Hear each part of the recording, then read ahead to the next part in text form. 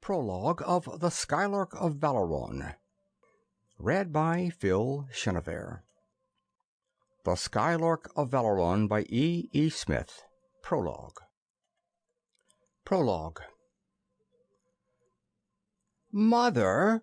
A sturdy, auburn-haired urchin of 12, Richard Ballinger Seaton, the 1471st, turned to the queenly young matron who was his mother as the viewing area before them went blank. You said that as soon as I was old enough you would let me see the rest of the exploits of Seaton 1. Now grandfather's the chief of the Galactic Council, and I'm 12, and I'm old enough. Perhaps you are, son. Into the beautiful eyes of the young woman came that indefinable, indescribable something, the knowledge that her oldest was no longer a baby. Tell me the story as it is run for the holiday, and I shall see. Richard Ballinger Seaton I was a Ph.D. in chemistry, the boy began. He lived in the city of Washington, in what was then the United States of America.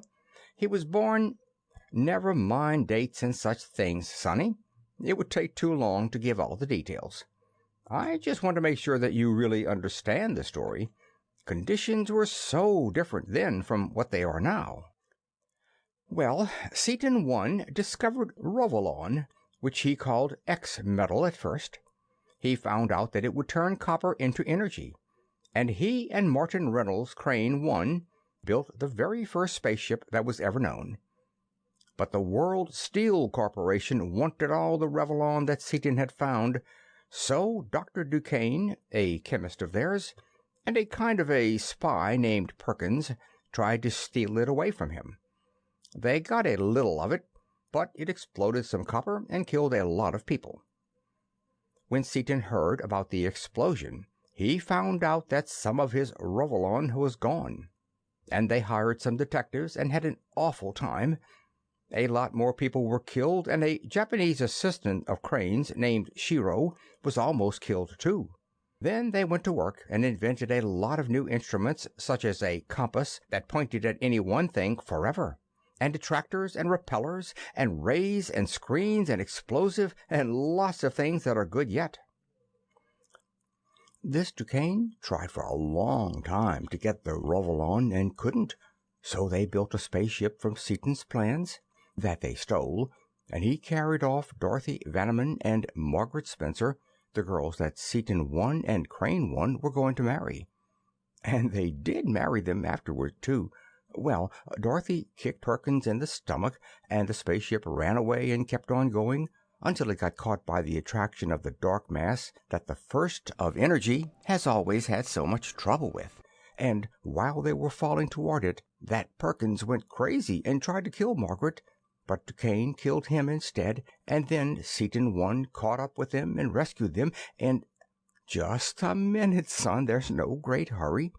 How did Seaton I get way out there? Well, they had their big new spaceship, the Skylark of Space, all built by then, and Seaton I had an object compass set on DuQuesne, because he'd been watching him a long time, since he'd been making lots of trouble for him. So Seaton I and Crane I followed the object compass and found them and rescued them, all but Perkins, because he was dead already. They had an awful time getting away from the dark mass, but they did it. But they were about out of copper, so they had to hunt up a planet that had some. They landed on one that dinosaurs and things like that lived on, and got a lot more Rovolon, but didn't find any copper. So they hunted up more planets. One had poison gas instead of air, and another had people that were pure intellectuals, so that they had bodies whenever they wanted to, but not all the time. They pretty nearly dematerialized Seaton I and all the rest of them, and we're awfully glad they didn't. Well, anyway, they got away, but they had an awful time, and after a while they saw the green suns of the Central System.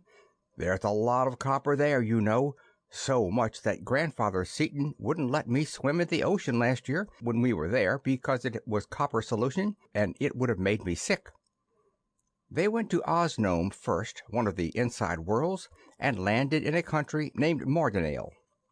They were bad people and wanted to kill Seaton I and steal his ship, and they had already captured Dunark, the Kofedex, or crown prince of the other nation, Condal.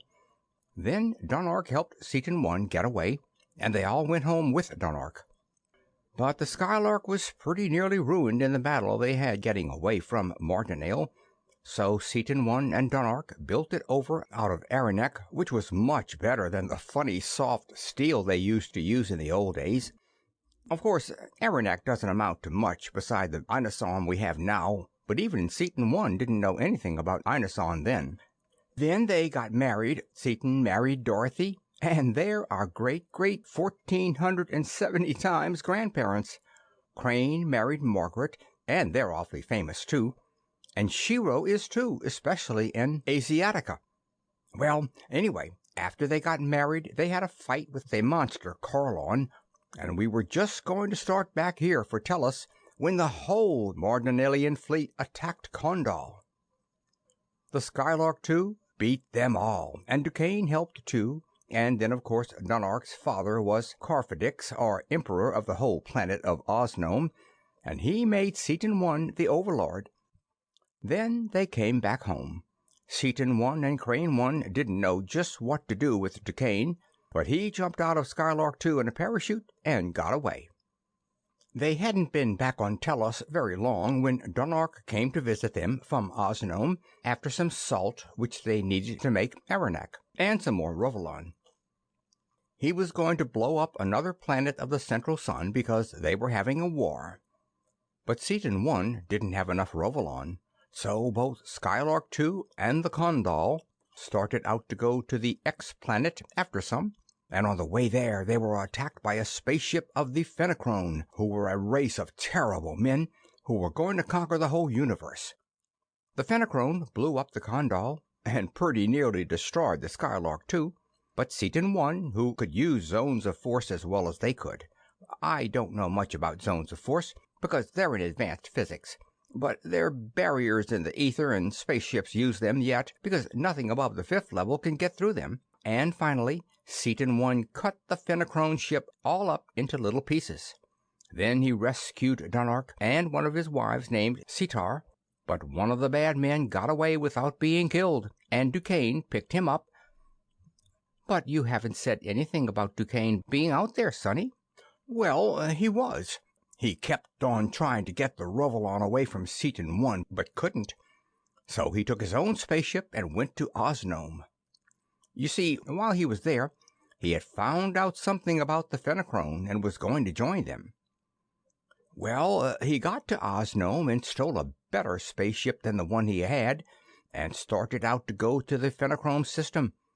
But on the way, he passed close to where Skylark 2 was fighting the big Fenachrone ship, which was the flagship Y427W. The chief engineer of the ship got away, and DuQuesne rescued him, and he showed DuQuesne how to get to the Fenachrone world, and he installed his own super drive on the Violet, which was the name of DuQuesne's ship. But when they got there, something funny happened. A Fenachrone patrol ship apparently captured the Violet, and they burned up what they thought were DuQuesne and Loring. This Loring was DuQuesne's helper, and the engineer reported over the Visi-recorder everything that had happened to the flagship, and Seaton and Crane were listening in on their projector. Now's the funny part. Some of the Visi-recorder report was right, but some of it didn't really happen that way at all, because Dr. DuQuesne knew all the time what was going... You're getting ahead of the story, Sonny. You have heard that part, of course, but you haven't actually seen the record of it yet.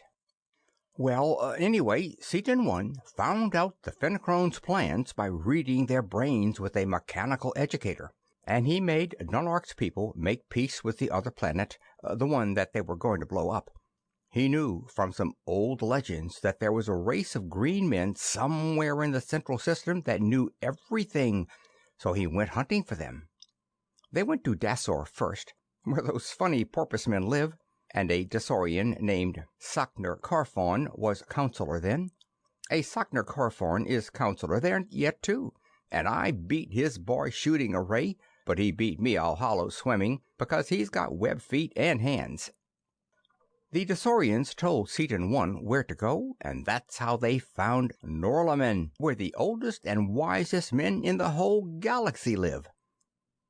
Roval, the first of rays, and Drasnik, the first of psychology, and Cassilor, the first of mechanism, and lots of other firsts of Norlamin helped them build things. Oh yes, I almost forgot about the way the Norlaminian scientists learn things. When one of them gets old, he makes a record of his brain on a tape, and when his son takes his place, he just transfers all his knowledge to the son's brain with a mechanical educator, and then he, the son I mean, knows everything that every specialist in that line ever did find out, and he goes on from there. Roval and Drasnik and some of the others gave Seaton 1 and Crane 1 copies of their own brains that way, and that's why they knew so much. And then they built a projector that would take images of themselves clear across the galaxy in a couple of seconds on fifth-order rays, and into the middle of suns and anywhere else they wanted to be or work. And then they built Skylark 3, a spaceship about 5 kilometers long. Not so much these days, of course, but she was the biggest thing in the ether then.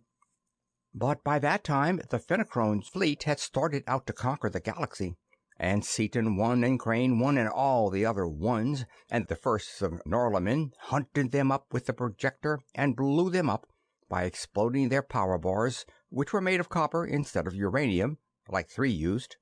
And then Dunark blew up the whole Fenachrone planet, so that they'd never make any more trouble. But one Fenachrone ship got away and started out for another galaxy, way out of range of the projector. So Seaton 1 chased it and caught it out in space, halfway to the other galaxy. They had a terrible battle, but Seaton 1 blew it up and the picture stopped. And I want to see some more of the exploits, Mother, please. Very well told, son. I believe that you are old enough to follow one and his friends of ancient times. You will have them next year anyway in your history classes, and you might as well see them now, particularly since it is our own family history as well as that of civilization. The young woman pressed a contact in the arm of her chair and spoke. Central Library of History, please. Mrs. R.B. Seaton 1470. Please put on reel 3 of the exploits, waypoint 1946. Thank you. End of Prologue.